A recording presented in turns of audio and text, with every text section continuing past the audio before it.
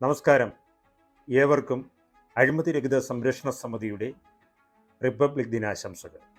ഇന്ന് ഈ വീഡിയോയിലൂടെ പറയുന്നത് സീബ്ര ലൈനെക്കുറിച്ചാണ്. സീബ്ര ലൈനിൻ്റെ പ്രത്യേകത റോഡുകൾ ക്രോസ് ചെയ്ത് കഴിഞ്ഞു പോകുന്നതിന് നിയമാനുസൃതം റോഡിൽ രേഖപ്പെടുത്തിയിരിക്കുന്ന ലൈനാണ് സീബ്ര ലൈൻ.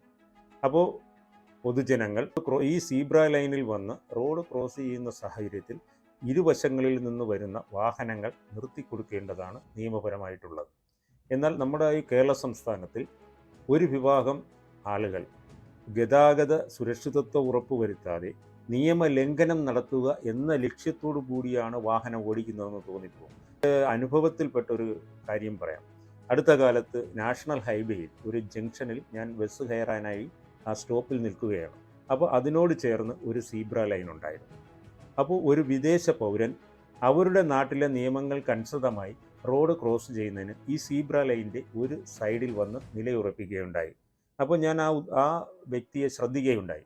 ആ പൗരൻ 1-2 മിനിറ്റുകൾ ഈ വരുന്ന വാഹനങ്ങൾ നിർത്തുമെന്ന പ്രതീക്ഷയോടുകൂടി അവിടെ നിന്നിട്ടും വരുന്ന വാഹനങ്ങളുടെ വേഗത കൂട്ടി പോകുന്നതല്ലാതെ ഈ സീബ്ര ലൈനിലൂടെ ഒരു വ്യക്തിക്ക് കടന്നു പോകാനുള്ള സാഹചര്യം സൃഷ്ടിക്കാത്ത രീതിയാണ് ഒന്നുണ്ടായത്. അവസാനം ഈ നിന്ന പൗരന് മനസ്സിലാവുകയുണ്ടായി, ഇവിടെ ഇങ്ങനെ നിൽക്കുവാനേ പറ്റൂ, ഇവർ നിയമലംഘനം നടത്തിയാണ് വാഹനം ഓടിക്കുന്നത്. അതുകൊണ്ട് കൈകൾ കാണിച്ച് വളരെ പെട്ടെന്ന് വേഗതയിൽ ഓടി അപ്പുറത്തെ വശത്തേക്ക് പോകുന്ന ഒരു സാഹചര്യമാണ് ഉണ്ടായത്.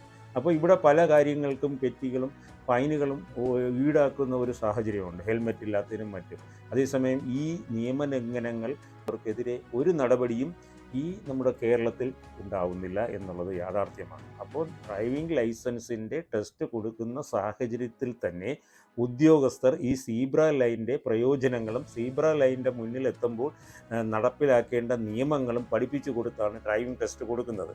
എന്നാൽ ഇതെല്ലാം കാറ്റിൽ പാറിച്ചുകൊണ്ടാണ് ഈ സീബ്ര ലൈനിൻ്റെ അടുത്തെത്തുമ്പോൾ ആ വാശിയോടുകൂടി എന്ന രീതിയിൽ പൊതുജനങ്ങൾ, കാൽനട യാത്രക്കാർ അതിലേക്ക് ക്രോസ് ചെയ്യുന്നതിന് നിൽക്കുമ്പോൾ അവർ കടന്നു പോകുന്നത്. അപ്പോൾ അത് ഈ വീഡിയോയിലൂടെ എനിക്ക് പറയുവാനുള്ളത്, ഇനിയെങ്കിലും വാഹനം ഓടിക്കുന്ന ഡ്രൈവർമാർ സീബ്ര ലൈനിൽ പൊതുജനങ്ങൾ ക്രോസ് ചെയ്ത് റോഡിൻ്റെ മറ്റു വശത്തേക്ക് പോകുവാൻ നിൽക്കുകയാണെങ്കിൽ ഇരുവശത്തു നിന്നും വരുന്ന വാഹനങ്ങൾ നിർത്തി ആ കാൽനട യാത്രക്കാർക്ക് സുരക്ഷിതമായി റോഡ് ക്രോസ് ചെയ്ത് പോകുന്നതിനുള്ള അവസരം സൃഷ്ടിക്കണമെന്നുള്ളതാണ് പറയുന്നത്. അപ്പോൾ സീബ്ര ലൈനിൻ്റെ കാര്യക്ഷമതയെക്കുറിച്ച് ഓരോ ഡ്രൈവർമാരും മനസ്സിലാക്കി വേണം പ്രവർത്തിക്കേണ്ടതെന്നാണ് എനിക്ക് ഈ വീഡിയോയിലൂടെ പറയുവാനുള്ളത്.